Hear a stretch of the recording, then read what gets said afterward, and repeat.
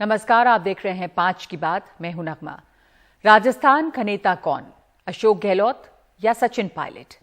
ये सवाल एक नए सिरे से गहरा गया है। भारत जोड़ो यात्रा के दौरान इंदौर पहुंचे राहुल गांधी ने राजस्थान के संकट को लेकर एक बड़ा बयान दिया है। उनका कहना है कि अशोक गहलोत और सचिन पायलट दोनों कांग्रेस के लिए बेशकीमती हैं। उन्होंने ये भी कहा कि इनके टकराव का कोई असर भारत जोड़ो यात्रा पर नहीं पड़ेगा, लेकिन सवाल है कि इसके आगे राजस्थान की राजनीति का क्या होगा और क्या किसी पर अनुशासन की कार्रवाई नहीं की जाएगी?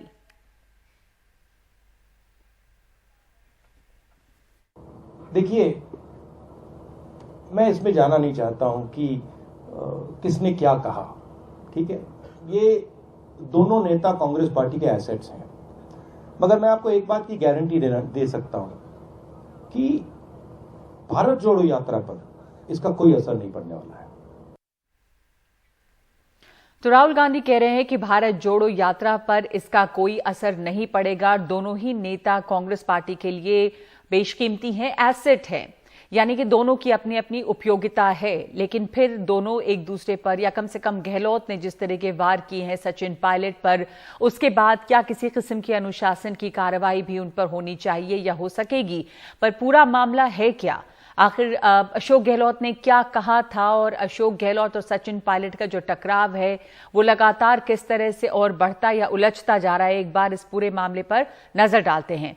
अशोक गहलोत का आरोप था कि सचिन पायलट ने गद्दारी की है, बीजेपी के हाथों खेलते रहे हैं पायलट, और अपनी ही सरकार को उन्होंने गिराने की कोशिश की, वो भी प्रदेश अध्यक्ष रहते हुए। सचिन के साथ लेकिन 10 विधायक भी नहीं हैं। तो ये आरोप है अशोक गहलोत का। उधर सचिन पायलट के वफादारों की ये दलील है कि पायलट ने राजस्थान में काम किया है और उनकी मेहनत के बूते पर ही जीत मिली है। सचिन को बार बार अपमानित किया गया। सचिन पायलट एक लोकप्रिय नेता है, उनको विधायकों का समर्थन है और कांग्रेस इसमें बीच बचाव की कोशिश कर रही है। और राहुल गांधी ने अब कम से कम जो अशोक गहलोत का नया इंटरव्यू एनडीटीवी को उन्होंने दिया था, उसके बाद जब सवाल उठ रहे थे, तो अब उसके बाद राहुल गांधी का सबसे पहला बयान आया है इस मामले पे कि पायलट और गहलोत दोनों ही हमारे लिए एसेट हैं। दोनों के बीच जो टकराव है वो सुलझाएंगे, ऐसे सुलझाएंगे कि कांग्रेस का हित हो। गहलोत को कुछ शब्दों से बचना चाहिए था। तो एक नजर डालते हैं कि कैसे चला है ये टकराव। कांग्रेस अध्यक्ष के लिए गहलोत का नाम चला पहले, लेकिन गहलोत जो है वो राजस्थान छोड़ने के लिए तैयार नहीं दिखाई दिए। राजस्थान भेजे गए 2 पर्यवेक्षक, खड़गे और माकन, विधायकों ने पर्यवेक्षकों के साथ बैठक का बहिष्कार किया। अजय माकन ने कहा कि अनुशासनहीनता हुई है। 3 नेताओं पर कार्रवाई की बात की गई, लेकिन अभी तक किसी भी तरह की कोई कार्रवाई नहीं हुई है। अशोक गहलोत ने यह भी कहा कि जो विधायक हैं उन्होंने कोई गद्दारी नहीं की, वो तो आला कमान के वफादार हैं। अजय माकन ने राजस्थान प्रभारी का पद तक छोड़ दिया। तो ये मामला इतना ज्यादा उलझा रहा। एक बार फिर से सुनते हैं एनडीटीवी के साथ इंटरव्यू में सचिन पायलट को लेकर अशोक गहलोत की भाषा क्या थी। मैं ये कह रहा हूं, अगर हाईकमांड पायलट को अगर बनाने चाह रही हो, फिर नहीं, उसको नहीं बना सकते हैं। वो कोई न कोई कम्युनिकेशन गैप हुआ है। आप कह रहे हैं वो उनको नहीं बना, उनको कैसे बना सकते हैं? जो आदमी के पास 10 तो विधायक नहीं है, नंबर 1, जिसने रिवोल्ट किया हो जी, जिसको गद्दारी नाम दिया गया है, वो गद्दारी की पार्टी के साथ में, जो पार्टी के साथ गद्दारी की हुई आदमी है, उससे कैसे एक्सपेक्ट कर सकते हैं या उसको कैसे उसको स्वीकार कर सकते हैं कोई लोग? नहीं, सिंपल बात है। बट उन्होंने तो डिनाई किया है कि मैं बीजेपी से तो मेरा कोई लेना देना ही नहीं था। सचिन पायलट नहीं, किसी को डिनाई कर ही नहीं सकता, वो पूरा खेल उन्हीं का था। तो अशोक गहलोत ने साफ कहा था कि उन्होंने गद्दारी की है। जिस आदमी के पास 10 विधायक नहीं है उसको किस तरह से मुख्यमंत्री बनाया जा सकता है? तो ये तमाम सवाल अशोक गहलोत उठा रहे थे और जो भाषा उनकी थी उन्होंने बगावत का इस्तेमाल किया, गद्दारी का इस्तेमाल किया और उसके बाद भी ये लग रहा था कि उन्होंने कितनी बड़ी बातें कही हैं। तो क्या कांग्रेस पार्टी से इस पर कोई प्रतिक्रिया आएगी? क्या किसी तरह की कार्रवाई होगी? हमारे साथ चर्चा के लिए मौजूद हैं 3 खास मेहमान। संजय झा जो पूर्व प्रवक्ता हैं कांग्रेस के, हमारे साथ मौजूद हैं नारायण बारेठ, वरिष्ठ पत्रकार राजस्थान, और विनोद शर्मा, राजनीतिक संपादक हिंदुस्तान टाइम्स। संजय झा, कांग्रेस की तरफ से किसी तरह की कोई अनुशासन की कार्रवाई होगी ऐसा तब सभी लोगों को लग रहा था, क्योंकि अशोक गहलोत ने तमाम सीमाएं पार की और सचिन पायलट पर उन्होंने काफी हमले किए, गद्दारी, बगावत, तमाम आरोप लगाए। और उसके पहले जब वहां पर पर्यवेक्षक गए थे, उस वक्त भी जो हुआ था, तब भी ये लगा था कि शायद अनुशासनहीनता की वजह से किसी तरह की कार्रवाई होगी। तो किसी तरह की कोई कार्रवाई भी नहीं। ये क्या दिखाता है कि कांग्रेस किसी पोजीशन में नहीं है, या कांग्रेस आलाकमान इस पोजीशन में ही नहीं है कि कोई कार्रवाई कर सके।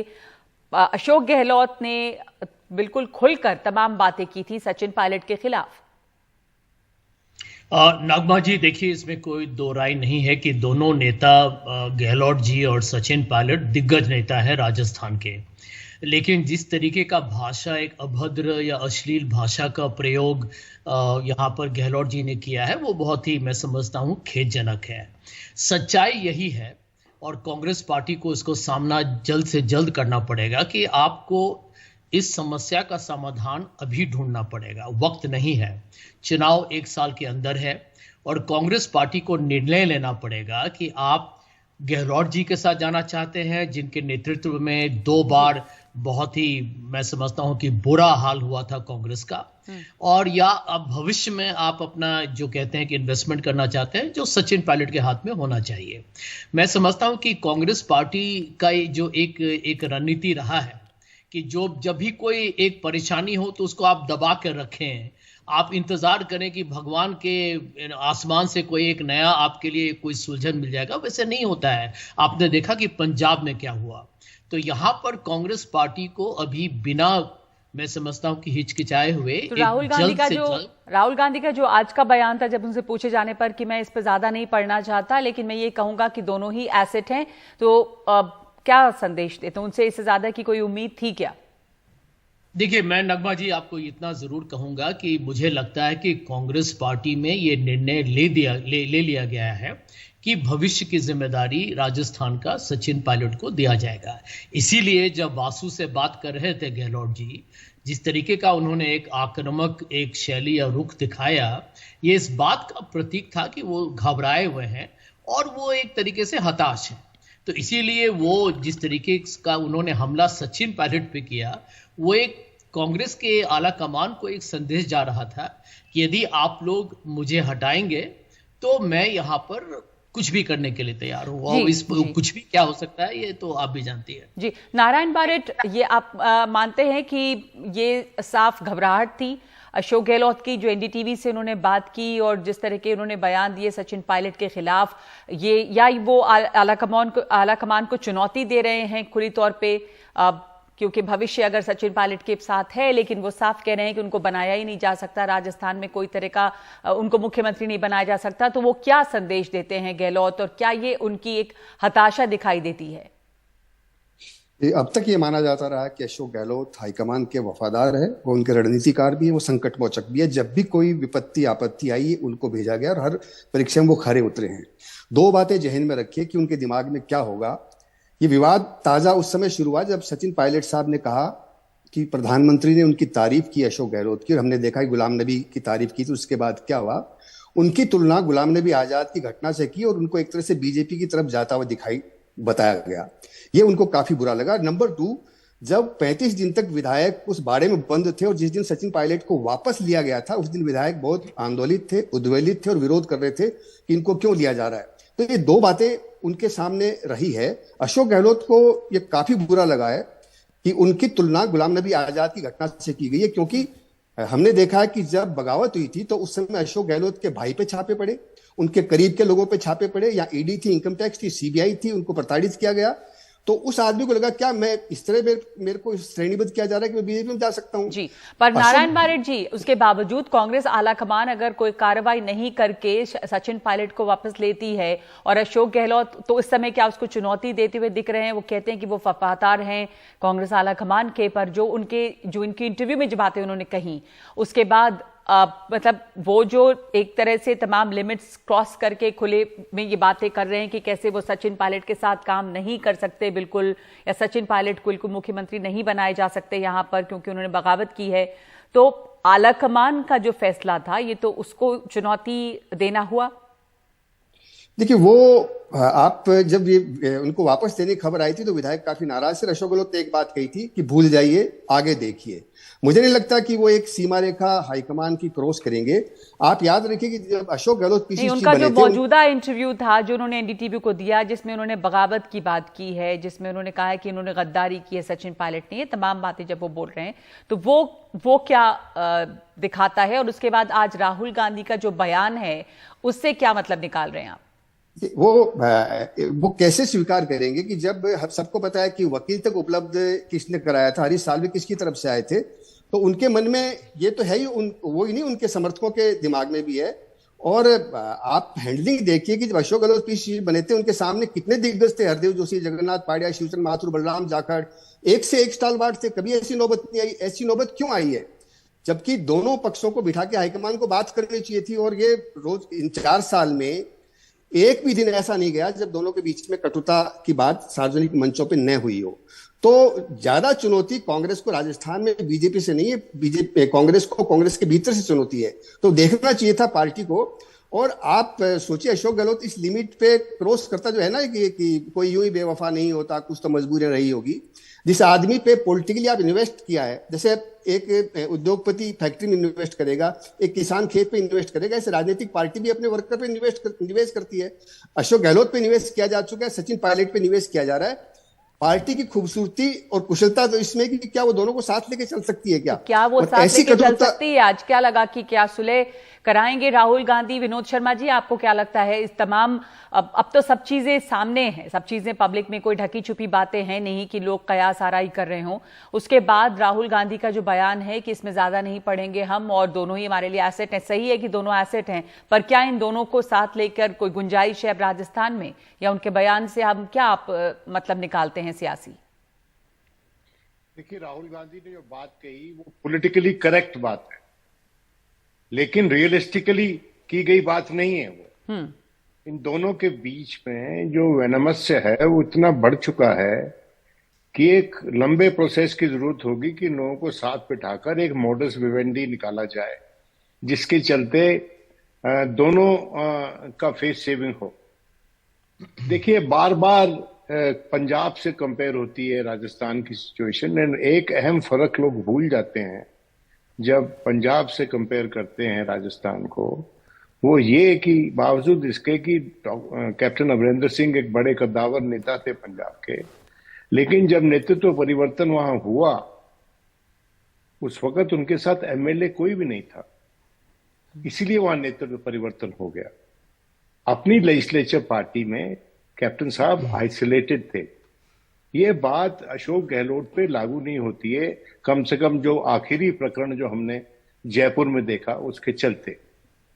तो एक सबसे पहले तो कांग्रेस पार्टी को मैं ये समझता हूं कि जो अशोक गहलोत ने भी बोला है वो एक तरह से कांग्रेस पार्टी के लिए एक इशारा है, या उसको आप वार्निंग कह दीजिए या कॉशनरी नोट कह दीजिए कि आप सचिन पायलट को नहीं बनाइए, किसी और को बना दीजिए। देखिए, एक कॉम्प्रोमाइज कैंडिडेट ही अभी इस वक्त मामला सुलझा सकता है। वो कॉम्प्रोमाइज कैंडिडेट दोनों को एक्सेप्टेबल होना चाहिए। और दूसरी बात कि जो लीडरशिप चेंज होगा वो अब जब ही होगा जब इलेक्शन हो जाएंगे राजस्थान में। इन बिटवीन एक इंटरिम चीफ मिनिस्टर वहां पर रखना चाहिए जिससे दोनों की, मैं समझता हूं, जो ईगो है वो हर्ट ना हो और एक कोई तीसरा आदमी वहां पर मुख्यमंत्री बने। रही बात राहुल गांधी की कि क्या वो इंटरवीन करेंगे, उन्होंने तो कहा है कि भारत यात्रा पे इसका कोई असर नहीं होगा। हाँ, भारत यात्रा पे नहीं होगा, लेकिन जब चुनावी यात्रा निकलेगी राजस्थान में और अगर ये वेनमस से ये मनमुटाव चलता रहा तो कांग्रेस के प्रोस्पेक्ट्स पे भारी इंपैक्ट होगा। तो विनोद जी, भारत जोड़ो यात्रा पे इसका असर नहीं पड़ेगा राहुल गांधी कह रहे हैं, पर क्या मतलब है कि भारत जोड़ो यात्रा राजस्थान पहुंचेगी और भारत जोड़ो यात्रा अपने रास्ते चलती रहेगी? इधर कांग्रेस के अंदर में टकराव है, राजस्थान में पायलट और गहलोत, तो ये क्या उससे आंखें मूंद सकते हैं और ऐसे भारत जोड़ते चलेंगे जबकि आपस में यहाँ कोई सुलह नहीं है? तो राजस्थान में क्या होगा? ठीक कह रही हैं आप, लेकिन एक बात आपको बताता चलूं कि जो कर्नाटक में आपने देखा, शायद वैसा कुछ करवाने की कोशिश होगी राजस्थान में, जहां पर डीके शिव कुमार और सिद्धरामैया को साथ साथ राहुल गांधी के साथ चलवाया गया और उनमें एक बौनहमी होती हुई नजर दिखाई गई, वो कितनी बनी है या नहीं बनी है ये अलग विषय है। तो इन लोगों को साथ ये जो यात्रा राजस्थान से निकलेगी जी, उस दौरान मैं समझता हूं बातचीत इन दोनों की करवानी चाहिए और उस वक्त राहुल गांधी भी रहेंगे और हो सकता है खारगे साहब को भी वहां बुला लिया जाए। ऐसा कुछ प्रकरण अगर हो, ऐसी कोई रणनीति हो, ऐसी कोई रिकंसिलिएशन एफर्ट हो तो शायद उससे बात बन सकती है, वरना आज के दिन तो मैं समझता हूं कि ऑपोजिट पोल्स हैं दोनों कांग्रेस के भीतर। बिल्कुल। और जैसा आपने भी कहा, इसके पहले नारायण बारेट कह रहे थे, संजय झा कह रहे थे कि कहीं ना कहीं ये लगता है कि जो कांग्रेस आलाकमान है, चाहे वो अभी खड़गे हों या पहले, जब ये तो चल ही रहा है दोनों का मनमुटाव काफी समय से, तो उनकी नाकामी एक तरह से नजर आती है। संजय झा, इसमें अगर फेलियर है किसी का तो कांग्रेस आलाकमान, और जैसा आपने कहा था कि वो इंतजार करते रहते हैं कि अपने आप ही चीजें सुलझ जाएं, जो इस मामले में हो नहीं रहा है, तो वहां पर एक बहुत बड़ी कमी रही है यहाँ कांग्रेस आलाकमान की तरफ से या गांधी परिवार की तरफ से, और उनकी कमजोरी भी सामने आ रही है कि इस तरह का झगड़ा, इनफाइटिंग कांग्रेस के अंदर में है, जब पहले ही स्थिति खराब है और आप इसको सुलझा नहीं पा रहे हैं। बिल्कुल नगमा जी, 4 साल से यही हो रहा है सार्वजनिक तरीके से। ये मतभेद कोई गुप्त बात नहीं है। मैं विनोद जी का बहुत इज्जत करता हूं, लेकिन यहां पर मैं उनके साथ इत्तेफाक नहीं रखूंगा कि देखिए, अंत में गहलोत जी ने अपने ही पार्टी में राजस्थान में उन्होंने बगावत करवाया, क्योंकि वो चाहते थे कि वो अध्यक्ष भी बने कांग्रेस पार्टी के और मुख्यमंत्री भी रहे। मैं समझता हूं कि एक तरीके से उन्होंने अपने आप पर, ये जो कहते हैं ना, पांव पर उन्होंने कुल्हाड़ी मारा है। तो एक तरीके से कांग्रेस में वो खुद अब अकेले हो चुके हैं। और देखिए नगमा जी, एक सच्चाई के साथ कांग्रेस पार्टी को सामना करना पड़ेगा। विनोद जी ने सही कहा कि देखिए, चुनाव जीते, आप जब तक चुनाव नहीं जीतेंगे तो आपका जो विचारधारा है या आप जो चाहते हैं देश का कैसे निर्माण हो, वो होगा कैसे। तो राजस्थान में कांग्रेस पार्टी को सिर्फ एक ही बात का निर्णय लेना है, क्या गहलोत जी आपको चुनाव जिता सकते हैं तो उनके साथ रहिए, लेकिन यदि आपको आप पूरी तरीके से आप हकीकत जानते हैं कि गहलोत जी से 23 का चुनाव नहीं जीता जाएगा, एंटी इनकम्बेंसी बहुत हाई है, तो आप कम से कम सचिन पायलट को अभी मौका दीजिए। पंजाब से ताल्लुकात है नगमा जी। देखिए, चरणजीत सिंह चन्नी को 4-5 महीने आपने पहले लगाया, दलित उम्मीदवार है, वो सबसे नहीं चलता है। सचिन पायलट को कम से कम 1 साल तो कम से कम उनको वक्त चाहिए, मौका चाहिए कि किस तरीके से वो भाजपा के साथ एक तरीके से टक्कर लाए। तो मैं समझता हूं कि वक्त नहीं है जी, और कांग्रेस पार्टी को जल्द से जल्द इस पर एक कॉल लेना ही होगा। पर लगता है कि कांग्रेस आलाकमान जो है या कांग्रेस पार्टी जो है वो बहुत ज्यादा जल्दी में नहीं है इस पर कोई इस तरह का फैसला लेने के लिए। नारायण बारेट, आखिरी कमेंट आपसे। आपको आज के राहुल गांधी का जो बयान है, क्या ऐसा लग रहा है उससे कि कुछ वो बीच बचाव करेंगे या सुलह कराएंगे, या ये कहने से उनके कि दोनों एसेट हैं, कुछ बात यहां पर बनेगी? देखिए, उससे ज्यादा गंभीरता से लेने की जरूरत है। उत्तर भारत में राजस्थान एक ऐसा राज्य है जहां कांग्रेस ने अपना आधार बचा के रखा, अपने परंपरागत वोट बैंक को सहेज के रखा है। और ऐसा नहीं है कि 2014 के पहले कोई काम नहीं हुआ, अगर इतने साल तक बचा है। ये राजस्थान पंजाब नहीं है, 44,000 गांव है, भिन्न भिन्न तरह के भूगोल हैं, मतलब बिल्कुल उत्तर दक्षिण अलग अलग है। एक साथ सब लोगों को साथ लेके चलना है, तो कांग्रेस पार्टी को बहुत ज्यादा एहतियात बरतने की जरूरत है। पुराने को सहेज के रखना और नए को प्रोत्साहित करना, इस तरह कोई नीति बनाए तो काम चलेगा, नहीं तो उनको इसमें क्षति होगी। जी जी, धन्यवाद आप तीनों का हमसे बात करने के लिए। सचिन पायलट और अशोक गहलोत के बीच जो झगड़ा है वो अपनी जगह पर है, और क्या इसके ऊपर कांग्रेस पार्टी कोई कार्रवाई करेगी? अभी तक किसी तरह की कोई कार्रवाई अनुशासनहीनता की भी नहीं हुई है। सबसे पहले तो तब जब पर्यवेक्षक वहां पहुंचे थे और विधायक वहां नहीं पहुंचे, उसके बाद अशोक गहलोत ने काफी कुछ कहा सचिन पायलट के बारे में, और उसके बाद अब जाहिर सी बात है कि राहुल गांधी ने एक बार फिर से इस बात को बताया या दोहराया है कि दोनों ही हमारे लिए एसेट है, लेकिन आगे क्या ये साफ नहीं है। एक ब्रेक ले रहे हैं हम 5 की बात में, और उसके बाद श्रद्धा वालकर मर्डर केस के जैसा ही एक और हत्याकांड सामने आया।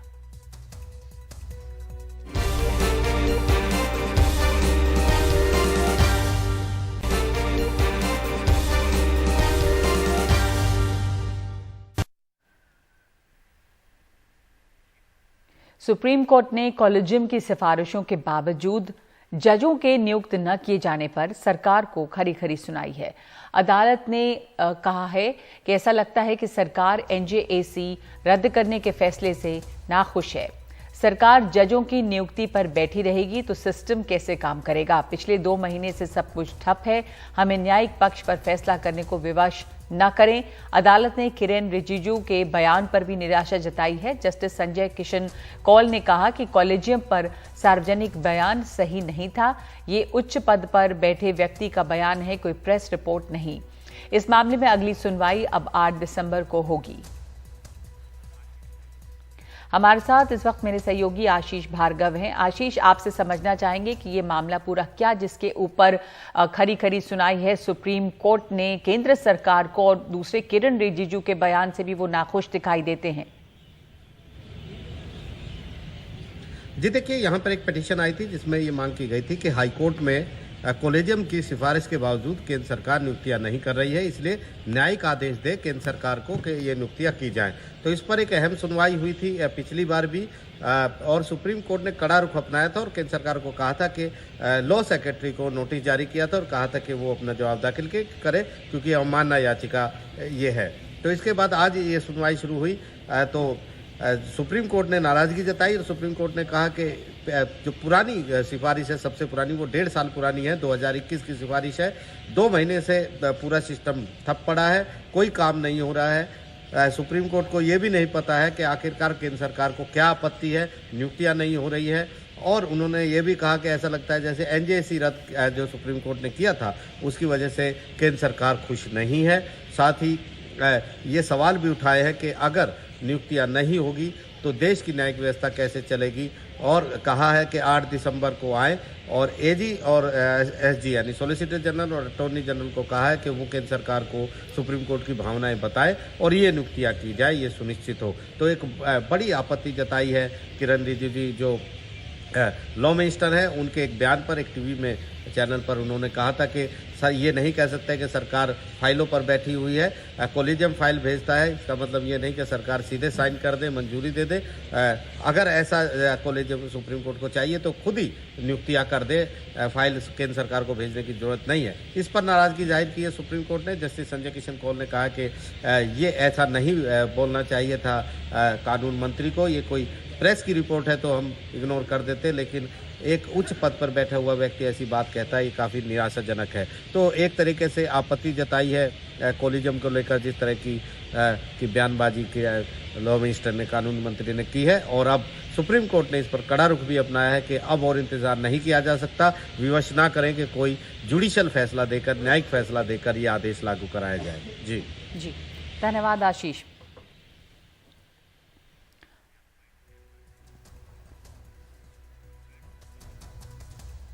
और दिल्ली में श्रद्धा मर्डर की तरह ही एक और भयानक कत्ल का मामला सामने आया है।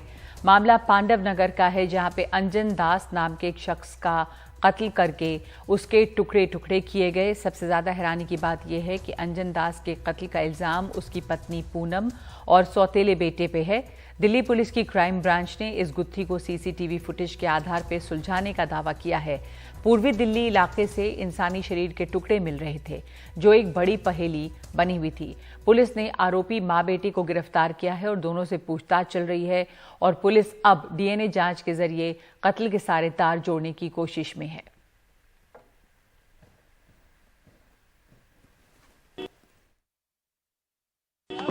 पछतावा है कि मेरा उस धोखेबाज इंसान के साथ गलत करा, हमारे साथ भी ऐसा हो गया। वजह क्या थी? क्या अपनी बहू के साथ संबंध थे उसके? क्या वो नजर रखता था? वो मेरे बच्चों के साथ गलत कर रहा था। अच्छा। गलत नियत रखता था, इसीलिए करा मैंने ऐसा। अच्छा। मैंने नहीं, मेरे बेटे ने करा। अच्छा, आपने नहीं मारा? नहीं। कैसे मारा था? नहीं, इनकी भैया बीबी की होती रहती थी झगड़ा वगड़ा, मगर हमें कोई मैटर ही नहीं था सर। हमें पता ही नहीं, इतने लड़ाकू लगते ही नहीं थे वो, किसी से दुआ सलाम भी नहीं करते थे, चुप आना चुप जाना। तो हमने कहा अच्छे किराएदार हैं, अच्छा। हाँ, अब ये तो पुलिस आई तब हमें पता लगा। कब पुलिस आई थी? सुबेरे आई है, परसों आई थे। हम थी नहीं, मैं तो गाँव गई थी। अच्छा। हाँ, जब पता लगा ये क्या हुआ। तो ये जो अंजन दास थे, ये कब से गायब थे? कब से आप लोगों ने? इनको तो 8-9 महीने हो गए चले गए। क्या बोला था कि कहाँ गए हैं ये नहीं बताया सर, देखो ना हमने पूछा। ये इतनी घमंडन औरत थी ना, ये बिल्कुल बात नहीं करती थी, ना किसी का दुख दर्द पूछती थी। मेरा आदमी रातों में 2-2 बजे तकलीफ हो जाती थी, चौथा अटैक पड़ा, लेकिन कभी इसने ये नहीं कहा कि अंकल को क्या हो गया। तो मैं ऐसे आदमी से क्या बात करूं? कितने लोग रहते थे यहाँ पे? इनकी बेटी है 2 और ये एक बेटा है दीपक। तो बेटा भी यहीं रहता था? नहीं, बेटा यहीं पहले यहीं रहता था वो। अब पता नहीं कहाँ रहता है। सक्रिय रास्ते हैं पूरी तरीके से? कोई भी नहीं बात करता है। कोई बात नहीं करता? नहीं। हमारे सहयोगी मुकेश सिंह सेंगर ने दिल्ली पुलिस के सीपी क्राइम रविंद्र यादव से इस पूरे मामले में बात की है। दिल्ली में श्रद्धा वालकर की तरह एक और सनसनीखेज हत्याकांड को अंजाम दिया गया। जून के महीने में पांडव नगर में अंजन दास नाम के एक शख्स की हत्या कर दी गई। उसके शव के कई टुकड़े किए गए, फ्रिज में रखे गए और बाद में उनको फेंका गया।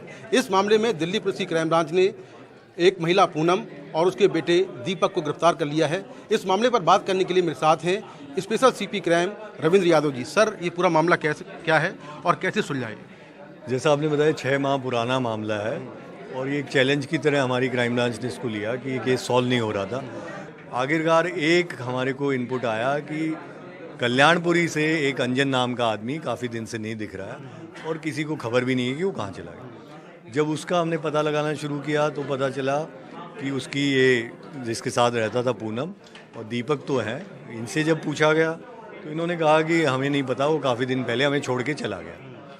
लेकिन जब हमें थोड़ा शक हुआ, तलाशी वगैरह ली हमने, तो वो कपड़े हमें मिल गए जो सीसीटीवी फुटेज में थे कि रात में ये जाते थे पार्ट लेके और उसको जब छोड़ने जाते थे तो जो कपड़े पहने हुए थे वो इनके पास से बरामद। उसके बाद हमने थोड़ा और हार्ड इंट्रोगेशन सस्टेन्ड साइंटिफिक तरीके से किया और इन्होंने पूरी बात का खुलासा किया कि ऐसे ऐसे हम इससे दुखी थे और हमने बहुत परेशान करता था, पैसे मांगता था और हमारे बहू बेटियों पे भी नज़र थी इसकी, क्योंकि दीपक इसका असली पुत्र नहीं है, दीपक कल्लू का पुत्र है। और जब दीपक की शादी होगी तो उसके ऊपर भी ये बुरी नज़र रखता था।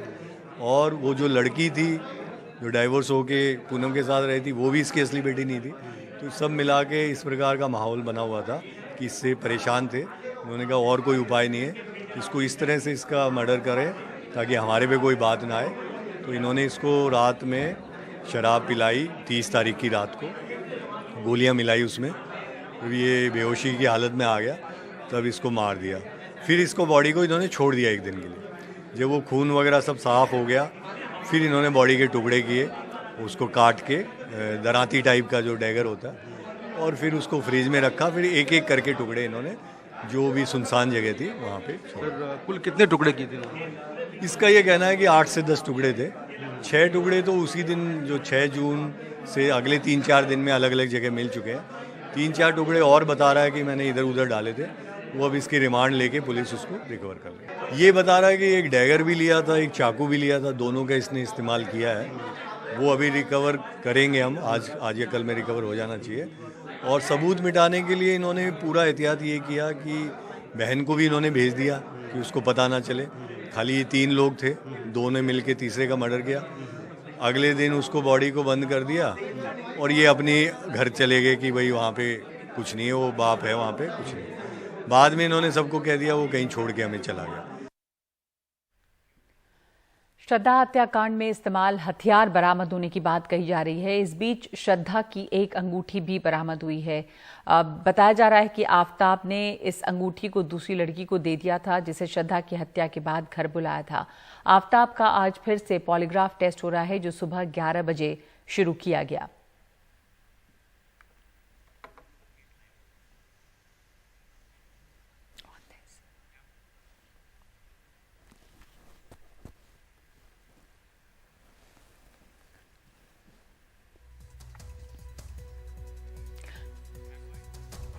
और हमारे साथ इस वक्त जुड़ रहे हैं मेरे सहयोगी मुकेश सिंह सेंगर।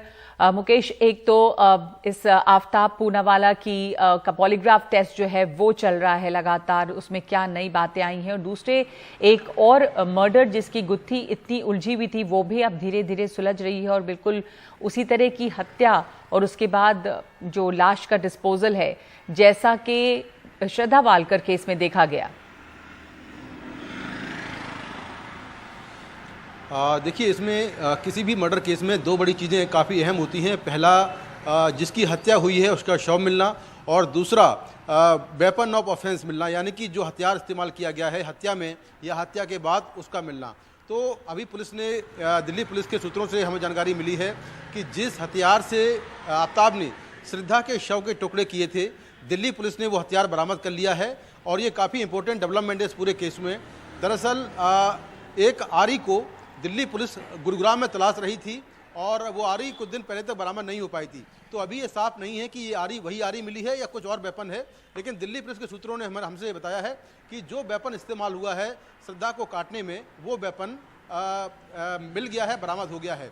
दूसरा, एक अंगूठी बरामद हुई है। ये अंगूठी श्रद्धा की है, लेकिन उसकी हत्या के बाद आफ्ताब ने अपनी जो नई गर्लफ्रेंड थी, जो उसके घर पे आई थी, जो पेशे से साइकोलॉजिस्ट है, उसको दे दी थी। तो उससे दिल्ली पुलिस ने वो अंगूठी बरामद कर ली है, उसको भी डीएनए जांच के लिए भेज दिया गया है, और जो वेपन मिला है वो भी डीएनए जांच के लिए चला गया है। तो ये दो बड़े डेवलपमेंट है इस केस में।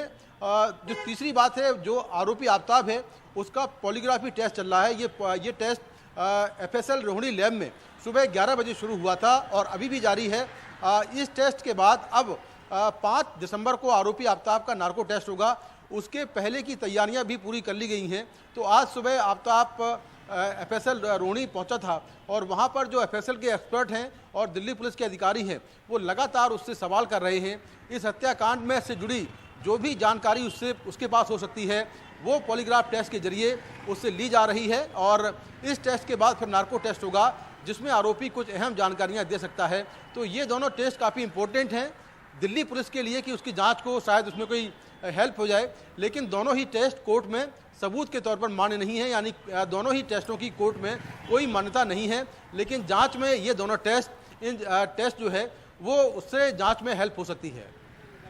जी, और एक अंगूठी भी बरामद हो गई है जो कि बताया जा रहा है कि श्रद्धा की अंगूठी है, और इसको आफ्ताब ने किसी दूसरी लड़की को दिया था। तो ये तमाम इनसे भी एक तो हथियार का बरामद होना बहुत इंपॉर्टेंट, दूसरी अंगूठी भी अब बरामद हुई है। तो धीरे धीरे परतें खुल रही हैं इस मामले में, और पॉलीग्राफ टेस्ट जो है वो सुबह से चल रहा है। धन्यवाद आपका मुकेश सिंह सेंगर बात करने के लिए हमसे। मुकेश सिंह सेंगर हमें जानकारी दे रहे थे कि कैसे एक बहुत इंपॉर्टेंट इस मामले में ये डिस्कवरी, ये खोज निकली है कि हथियार जिससे कि कत्ल किया गया वो बरामद हो गया है, ऐसा बताया जा रहा है, जिसको पुलिस की तलाश थी। पुलिस का कहना है कि हत्या का जो हथियार है वो बरामद हो गया है श्रद्धा वालकर मर्डर केस में, और एक अंगूठी भी बरामद हुई है इसमें।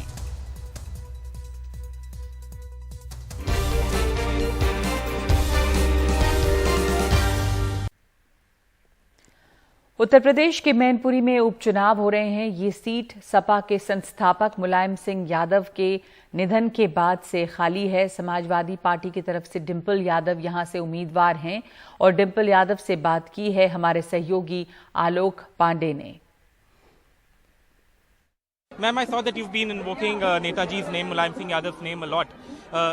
The seat obviously got vacated after his unfortunate demise. How important is this election for you as a politician and to carry forward the Samajwadi Party's stronghold in Mainpuri, ma'am?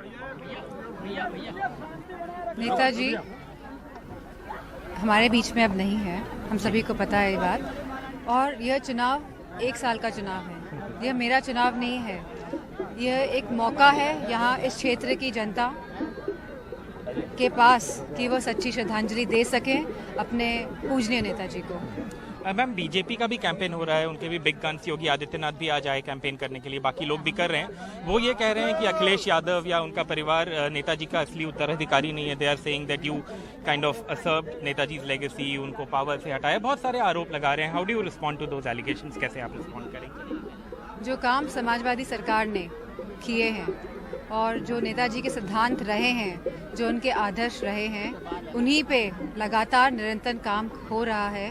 और मैं समझती हूँ कि गांव-गांव जाके देखना चाहिए बीजेपी के बड़े बड़े नेताओं को कि स्थिति क्या है यहाँ गाँव की।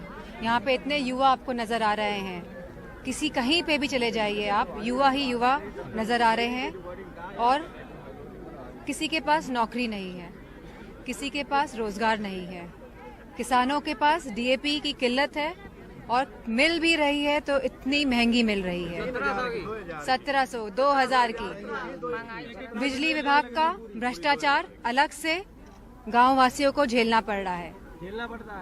ये जो बड़े बड़े नेता आते हैं हेलीकॉप्टर के माध्यम से भाषण देके जाते हैं बड़े बड़े, वह नहीं जानते हैं कि किस तरह हमारे ग्राम वासियों को कष्टों से जूझना पड़ रहा है रोज लगातार। और सिर्फ ये टेलीविजन के माध्यम से और अपनी व्हाट्सएप फैक्ट्री के माध्यम से लोगों को भटकाने का काम कर रहे हैं। ये सच्चे और जो मुद्दे हैं, जो जमीनी मुद्दे हैं, ये कभी इन मुद्दों पे बात नहीं करेंगे और ये लोग कभी स्वीकारेंगे नहीं कि जनता जूझ रही है इन सभी मुद्दों से। आखिरी सवाल बस आपसे ये है मैम कि in the last election that you fought it resulted in a defeat for you. Kannauj का Lok Sabha election you had lost, so राजनीतिक तौर से ये लड़ाई आपके लिए कितना इंपॉर्टेंट है? यह चुनाव इसलिए महत्वपूर्ण है क्योंकि यह नेताजी का गढ़ है। यहीं से समाजवाद नेताजी निकाल के आगे लाए, सबको आगे बढ़ाने का काम किया, सबको मिलकर सबको सम्मान देने का काम किया, इसलिए यह चुनाव बहुत ही महत्वपूर्ण चुनाव है। Thank you so much.